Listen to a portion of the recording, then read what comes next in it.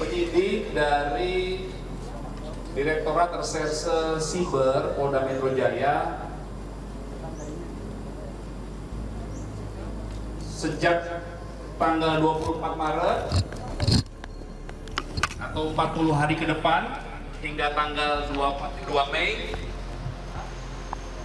telah melanjutkan atau melakukan perpanjangan penahanan terhadap kedua tersangka, saudari NM dan saudara IM. 20 hari melewati kesendirian di dalam tahanan sel Polda Metro Jaya terkait kasus dugaan pemerasan dan pemaksaan, juga dugaan tindak pidana pencucian uang, Nikita Mirzani bersama rekannya yang berinisial IM harus kembali gigit jari. Harapan untuk nanti merayakan Lebaran di rumah bersama dengan keluarga tampaknya akan sirna.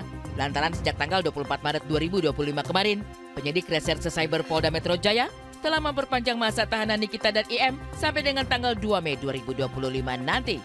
Alasan diperpanjangnya masa tahanan Nikita dikarenakan pihak penyidik dan kejaksaan masih melengkapi berkas perkara untuk selanjutnya akan diserahkan ke pengadilan. Sementara itu, Rasman Nasution sebagai rival Nikita Mirzani pada dua kasus yang berbeda, yaitu kasus Fadel yang dipidana oleh Nikita Mirzani, juga kasus dugaan penganiayaan Nikita kepada Rasman sendiri, akhirnya ikut angkat suara. Bagi Rasman, Nikita memang sudah sepatutnya menjalani masa tahanan yang lebih lama di dalam sel. Pasal yang disangkakan itu kan tidak sederhana. Ancaman hukumannya juga berat. Sama dengan Fadel. Fadel 15 tahun, yang sana 20 tahun. Saya yakin tidak mudah untuk melengkapi berkas. Itu bisa bolak-balik. Fadel aja sudah 40 harian. Ya, NM kan baru 20 hari. Ya mudah-mudahan, kalau prediksi saya, itu paling enggak dia 2 bulan. 60 hari baru lengkap, itu prediksi saya. Ya sudahlah, Ramadan di sana, Idul Fitri di sana kan, untuk merubah diri lebih baik. Saya hanya berharap dengan dicabut oleh Pak Umar, mudah-mudahan dia terbuka hati mencabut laporan terhadap Fadel. Belum P21 masih oke kan? Lebaran di dalam sel tahanan tentu sangatlah tidak mengenakan. Tapi itulah kenyataan pahit yang harus dijalani Nikita Mirzani. Kemarin, pasca menerima kabar buruk bahwa masa tahanannya diperpanjang, Nikita Mirzani dibesuk oleh anak-anak tercinta. Hal mana sesuai dengan SOP bahwa seorang tahanan tetap mendapatkan haknya untuk dijenguk oleh keluarga, asalkan sesuai dengan tata cara dan aturan yang berlaku. Halo. Masih ditambahin penahanannya gimana nih? Responnya? Ditambah jadi 40 hari gimana nih Mas Lintang responnya? Proses atau SOP besuk tahanan itu ada. Silakan ya. Ada di yang melakukan pengamanan tahanan adalah Direktorat Tahti. Silakan. Itu ada tata caranya ya, ada jamnya, ada harinya, ada tata caranya, SOP-nya silakan. Silakan dilakukan proses besuk. Kemarin juga di lokasi yang berbeda, yaitu Polres Metro Jakarta Selatan, Dokter Detektif alias Doktif menjalani pemeriksaan atas laporan Denis Carista terkait dugaan pencemaran nama baik. Doktif dilaporkan Denis pada tanggal 17 Februari 2025 lalu. Lantaran ada dugaan Doktif menuding Denis Carista sebagai buzzer dari sosok berinisial R. Namun, dalam pemeriksaannya kemarin, Doktif sangkal semua tuduhan dari Denis. Ia bahkan menyarankan selebgram itu untuk fokus pada kasus di Polda Sumatera Utara, di mana Denis telah ditetapkan sebagai tersangka atas kasus yang berbeda, yaitu dugaan pencemaran nama baik terhadap Rasman Arif Nasution.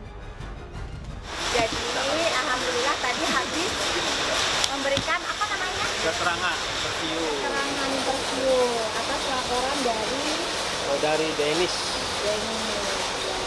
terkait dengan pasal 27A. Jadi salah satu fakta adalah bahwa Denis bilang Doktif menghapus statement. Komentar Doktif itu adalah berita hoax yang Denis sampaikan. Karena ternyata penyidik tadi juga melihat ya. Kita sudah kasih lihat langsung ke penyidiknya langsung. Tidak pernah menghapus. Ya, ada Doktif ngomong. Jadi kalau bukan Doktif, siapa dong yang menghapus? Doktif tanya. Terus tadi ketemu Bang Rasman juga ya di dalam ya? Betul. Berarti baru dengar kayaknya Denis tadi Bang Rasman bilangnya tersangka kayaknya. Betul.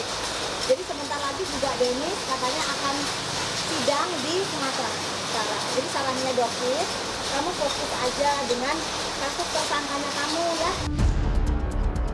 Rupanya, saat menjalani pemeriksaan kemarin, Doktif juga sedang menjadi tersangka atas kasus pencemaran nama baik di Polresta Medan, Sumatera Utara, terkait laporan yang dilayangkan oleh Andreas Situmkir.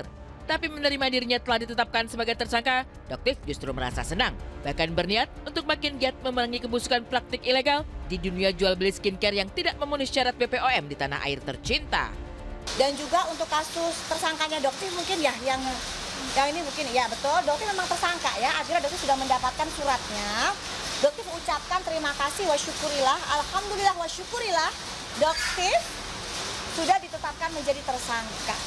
Ih, gitu dong tepuk tangan ya. Kenapa udah tegang gitu ya? Kenapa? Di sini Doktif akan semakin giat membongkar.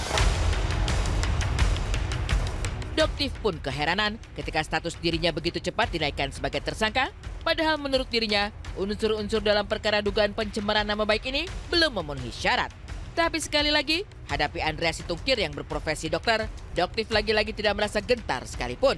Doktif bahkan tidak ingin menarik tudingannya bahwa Andreas Situmkir telah terlibat praktek justiper secara ilegal. Kalau seorang dokter tidak akan mungkin melakukan tindakan-tindakan ilegal seperti itu. Memasukkan barang, memasukkan skincare yang tidak berbadan POM ke Indonesia. Itu bukan tindakan seorang dokter. Sekali lagi, AS itu adalah seorang justiper. Buktinya semua ada. Ya, jadi agak aneh dan sangat janggal. Karena itu Doktif melaporkan ke Propam ya. Dan juga melaporkan ke Karwasidik dengan kejanggalan-kejanggalan yang kita rasakan ini.